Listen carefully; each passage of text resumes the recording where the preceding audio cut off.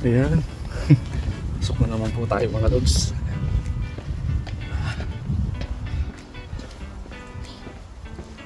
Pababa ko yung hagdan. Ayan o. Ayan, puro mga bike dito. Ayan o, ang daming bike. Ayan, mga service. Ayan, kaya namang lakarin. Kaya naman pong lakarin papasok. Ako kasi malapit lang din dito sa trabaho. At kaya din lakarin.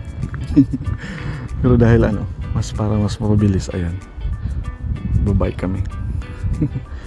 Meron talaga yung ibang kasamahan namin sa trabaho, sa kumpanya, ano, malayo talaga sila, kaya nagsumasakay sila ng bus at saka tram.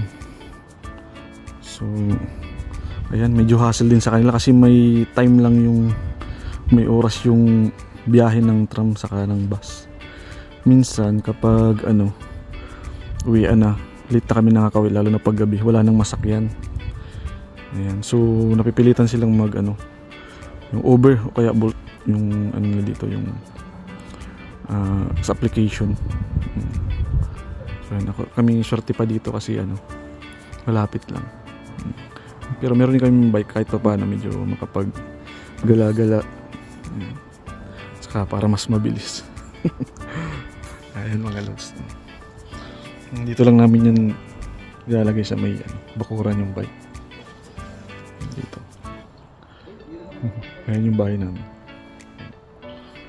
May terrace pa. Ayan, sige mga lods. Thank you po. Bye bye.